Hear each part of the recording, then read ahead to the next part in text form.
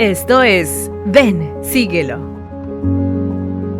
Un enfoque práctico de las Escrituras con Adrián Diarte, Damara Durán y Eduardo Vadillo. Comenzamos. Con la Iglesia de Jesucristo recién organizada en 1830, los santos tenían hambre de poder recibir verdades. Y ellos externaban preguntas al profeta José, las cuales él llevaba al Señor. Entre ellas se encontraban acerca de la congregación de Israel y la edificación de Sion, y también dudas acerca de la caída de Adán y Eva y de la muerte espiritual. Como el Señor acostumbra, Él no solamente les dio eso, sino que les dio mucho más. Y esta es la sección 29 de Doctrina y Convenios. Bienvenidos al episodio número 14, el cual se titula Jesucristo juntará a su pueblo. Soy Eduardo Vadillo y nos acompaña Adrián Diarte con todo el poder. Bienvenido, Eduardo. ¿A poco no lo extrañaban? Ahí pónganos en los comentarios si no lo extrañaban. Ahora van a extrañar a Damara, ¿no? Pues es un gusto estar con ustedes y poder analizar un poquito lo que nos depara esta lección. Si no me dan mal los cálculos, vamos a estar muy cerca de la conferencia general, o la próxima semana será la conferencia general. Y curiosamente, Eduardo, los versículos y los capítulos que vamos a leer nos hablan de revelaciones. Me llama mucho la atención que específicamente esta sección contesta preguntas que las revelaciones que había recibido el hermano Page para la iglesia abordaban estos temas del recogimiento de Israel y del plan de Dios. Y bueno, el Señor nos va a enseñar aquí que cuando nosotros tenemos preguntas, no solamente nos la contesta, sino que nos revela muchísimo más. Así es como el milagro de la alimentación de los 5,000. No solo se saciaron, sino que hasta había cestas todavía llenas para seguir compartiendo. Qué impresionante. Y bueno, vamos a empezar con la primera parte. Hemos escogido 2 temas de todos los que sugiere la lección, con el fin de que puedan ustedes tener una perspectiva diferente al momento de estudiar su programa semanal, puedan también repasar esos temas y terminar todos los que sugiere el manual de manera personal y de manera familiar. Y Eduardo, el tema que yo escogí el día de hoy es uno de mis temas favoritos, de toda la doctrina y de todo lo que tiene que ver con la iglesia. Esto es: el Padre Celestial tiene un plan para sus hijos. Uno de los grandes problemas que podemos enfrentar, o que la sociedad está enfrentando, son las crisis de identidad. Y ahorita voy a hablar un poquito más de eso, del problema de no saber quién soy o para dónde voy, ¿no? Pero me gustaría que, para poder entender el contexto de la importancia de tener todo el panorama, tú estás frente a una obra de arte muy, muy famosa y muy conocida, la que tú quieras, ponla en tu mente, pero solamente tienes acceso a 5 centímetros por 5 centímetros. Un pedacito nada más. Muy probablemente esa pequeña visión ni siquiera te va a permitir reconocer de qué obra de arte estamos hablando. Muchísimo menos apreciar todo el contexto, o toda la hermosura, o todo el esplendor que el autor está pretendiendo imprimir, ¿no? La técnica, tal vez, ¿no? La técnica, la luz, bueno. Yo de todas maneras mucho de pintura no sé. He visto algunas obras de arte donde mi esposa me arrastra y yo termino casi que dormido. Sí las veo, pero no las logro entender. Y ese es otro problema. Puedes conocer toda la historia del autor, de la pintura, pero si no entiendes la razón de ser, pues terminas dormido en el museo, ¿verdad? Y bueno, no lo puedes apreciar. No lo aprecias. Y no tiene la culpa la pintura, ¿no? Tiene la culpa el que se duerme. El espectador. Te les voy a contar una experiencia de yo dormido frente a algunas obras. Bueno, Doctrina y Convenios, sección 29. Cuando abrimos Doctrina y Convenios, sección 29, el Señor prácticamente levanta un velo. Y entonces ahí Él nos muestra un plan divino, nos muestra que hay un plan que es eterno y lo más importante, que está hecho para ti y también para mí y para cualquier persona que nos esté viendo en cualquier parte del mundo. Doctrina y Convenios, sección 29, es una de las secciones más ricas doctrinalmente hablando de la restauración temprana del Evangelio. Es solo un capítulo y aquí se presenta prácticamente un bosquejo completo de lo que es la obra de salvación, y valdría la pena revisar algunos versículos por ahí. Doctrina y Convenios 29, sección 36, por ejemplo, dice: y aconteció que se reveló un tercio de las huestes del cielo, y a causa de su albedrío fueron echadas abajo. Nuestra existencia aquí en la tierra, Eduardo, demuestra que nosotros elegimos seguir al Salvador desde un principio. Es el segundo acto y no el primer acto. ¿Okay? Y entonces nosotros participamos de un gran concilio. Entonces el solo hecho de estar aquí en la tierra ya nos convierte en ganadores. Eso es la vida premortal. ¿Okay? Después de la vida preterrenal viene la creación. También nos habla acerca de la creación en Doctrina y Convenios 29:31, y te voy a pedir que vayas buscando 29:40 para hablar del siguiente paso. Pero 29:31 dice: porque por esto fue hecho el mundo, para que el hombre poseyera la tierra. De manera que, Eduardo, la tierra fue creada como escenario para nuestra prueba.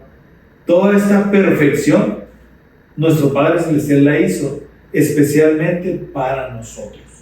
Y fíjate que de eso estaba escuchando otra vez, se me hizo muy interesante, una persona que dice: no puede ser todo esto al azar, no puede ser un error, ¿no? Porque dice, porque hay una belleza que es muy difícil que pueda ser algo que sale por accidente. Tú no puedes agarrar una bolsa de letras del Scrabble y luego tirarle y que te salga una obra maestra, ¿no? O sea, un libro. Ni siquiera una frase, yo creo. Así es.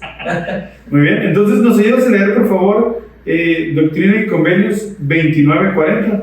Sí, dice: aconteció pues que el diablo tentó a Adán, y éste comió del fruto prohibido y transgredió el mandamiento, por lo que vino a quedar sujeto a la voluntad del diablo por haber cedido a la tentación.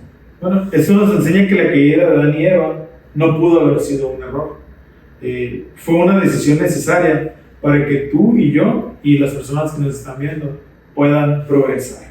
Eso es la caída. También nos habla de la vida terrenal. Doctrina y Convenios 29:39 dice: y es necesario que el diablo tiente a los hijos de los hombres, o no podrían ser agentes de sí mismos.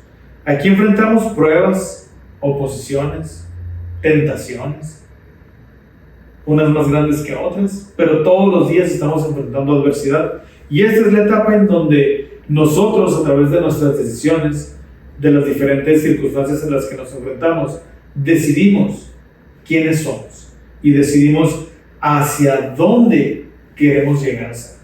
Así es. Y si Satanás nos confunde en ese principio tan básico, todo lo demás está perdido, porque ni siquiera sabemos para dónde voy ni por qué, nada.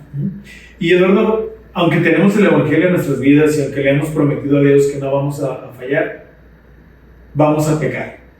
Y es necesario que haya una expiación. En Doctrina y Convenios, sección 29, versículo 1, dice: cuyos brazos de misericordia están extendidos hacia vosotros. El Salvador Jesucristo es el centro del plan, y queda dicho desde el principio de Doctrina y Convenios, sección 29. Empieza con esta parte tan especial. Y después de la expiación viene la resurrección, y en el versículo 26 dice: los que son del reino celestial los resucitaré en la primera resurrección. Gracias a Cristo todos vamos a resucitar. ¿Me ayudas a leer, por favor, el versículo 27? Dice: y serán reunidos los justos a mi derecha para vida eterna, y a los malvados a mi izquierda. Me avergonzaré de reconocerlos ante mi Padre. Los justos estarán en mi reposo. Vamos a ser juzgados con amor. Eduardo, si tú analizas todas estas partes, es el bosquejo exacto del plan de nuestro Padre Celestial. Empezamos con la vida preterrenal, la creación, la caída, la vida terrenal, la expiación, la resurrección y el juicio final. Yo aquí quiero hacer una reflexión muy importante. El gran problema del hombre puede resumirse en 3 grandes preguntas. La primera es, ¿en dónde estás? ¿Por qué estamos aquí? La segunda es, ¿hacia dónde vamos? Y la tercera, puedo tener claro dónde estoy y a dónde quiero ir, pero si no sé llegar a ella, no sé cómo lograrlo, estoy en problemas. Cualquier situación del ser humano puede resolverse contestando estas 3 preguntas. Yo creo que si nos enfocamos en la sección 29, podemos responder estas 3 preguntas con gran claridad y poder, y puede llegar a ser un parteaguas, y será un parteaguas en la vida de cualquiera que logre responderlas. Y fíjate que justo eso que dices, este año pasado, por la naturaleza de mi movimiento, me toca pues capacitar a líderes, y ha hecho una gran diferencia comenzar con este punto.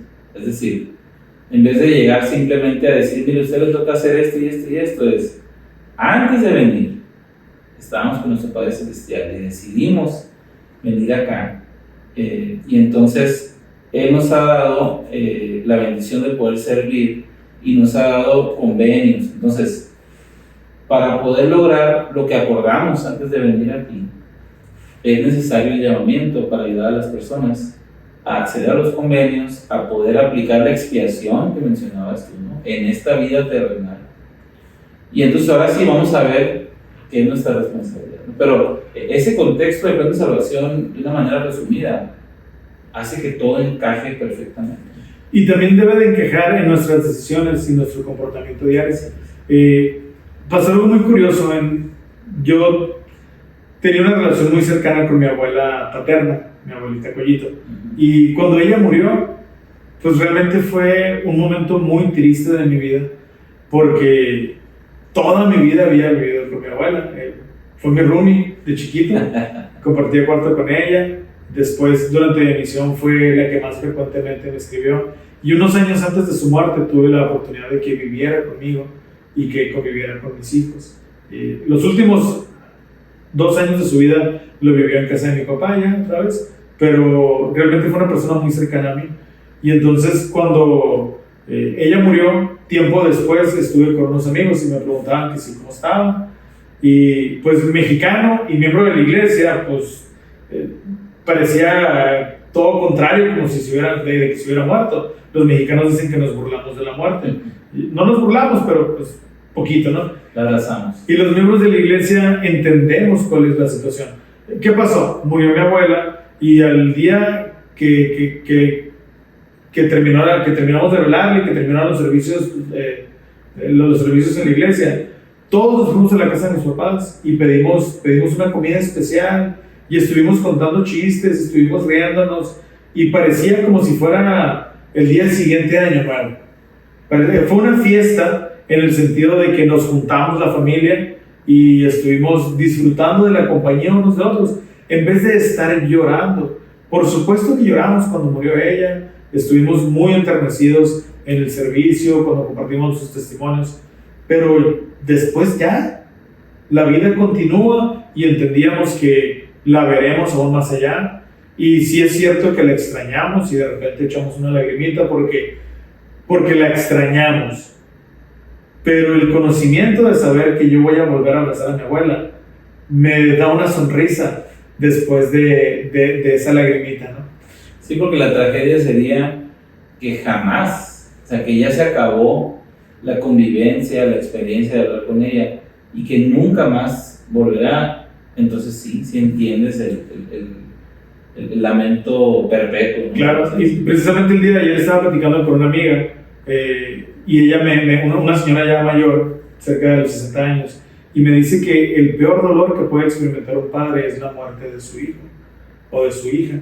Y entonces Después yo me quedé reflexionando, ciertamente debe de ser un dolor muy grande, que pues no se lo deseamos a nadie, pero también me acordé de un mensaje de la conferencia general pasada o antepasada, en donde un líder platicaba de su hijo que había muerto mientras se estaba preparando para irse a la misión. Y entonces el líder lo platicaba con una tranquilidad y una paz en su corazón. Y entonces, por el contrario, hemos visto muchos padres que tienen la desgracia de perder a sus hijos y prácticamente se amargan toda la vida. En casa de mi mamá, ya parece más anecdotario pero en casa de mi mamá... Es que es aterrizado a la realidad. En casa de mi mamá, ella cuando era pequeña tuvo la desgracia de perder a su hermano mayor. Y me comenta que por muchos años mi otra abuela, la mamá de mi mamá, estuvo vestida de negro y en la casa no se celebraban cumpleaños y en la casa no había risas y pues eso llevó a traumas a toda la familia, ¿no? Hasta que muchos años después por fin se levantó el velo, ¿no? Y esos panoramas, esa falta de información, esa falta de doctrina afecta a generaciones completas. Afecta la conducta y esa conducta afecta. Bueno, por último ya quiero hablarte un poquito de un discurso del presidente Dallin H. Oaks. Él enseña, muchos de nuestros miembros no comprenden plenamente este plan de salvación, el cual responde muchas preguntas sobre la doctrina y las normas inspiradas en la iglesia. Y quiero decirle a las personas que nos ven, si tú ya conoces este plan de salvación, tienes la responsabilidad de enseñarlo. Si apenas lo estás comprendiendo, tienes la bendición de poder vivirlo con más poder. Esta semana en Doctrina y Convenios 29, los invito a que lo puedan leer y puedan tener en su mente la pregunta: ¿qué parte del plan necesito aplicar en este momento de mi vida? Y sobre todo, compártelo con alguien. Ya vimos que es la información más valiosa que alguien puede tener. Compártelo con un amigo, con un compañero de trabajo. Compártelo en redes sociales. Anímate a poner algo y sobre todo, vívelo y recuerda que este plan es para ti y es para mí. Así es, realmente es lo que te ayuda a poner las prioridades, ¿no? Y algo que nos ayuda a darle más sentido a este plan de salvación es el siguiente tema, que es, para mí todas las cosas son espirituales. Fíjate que este tema, sinceramente, antes lo veía de una manera distinta, pero el prepararme para este tema me ayudó bastante, porque cambió, más bien aumentó lo que sabía. Y aquí dice, vamos a leer en la sección 29, versículo 31 y 32. A ver si me puedes ayudar, Adrián. Claro que sí, 31 y 32.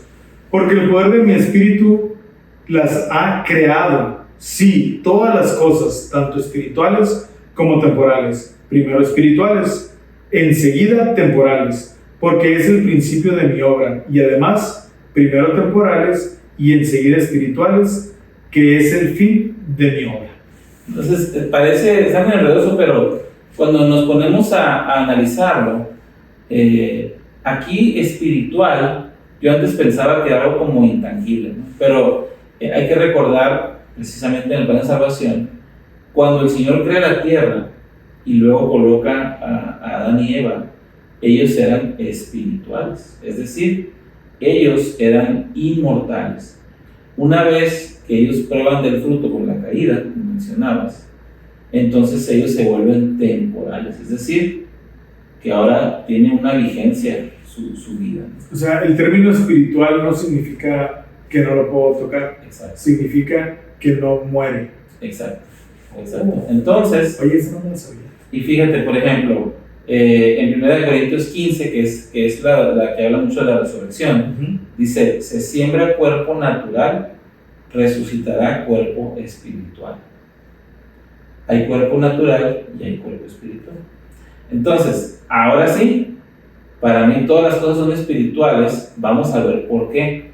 En el versículo 34 empieza a hablar acerca de los mandamientos. Y vamos a leer este versículo, porque es un versículo que a mí anteriormente no sentía como que había algo que faltaba, ¿no?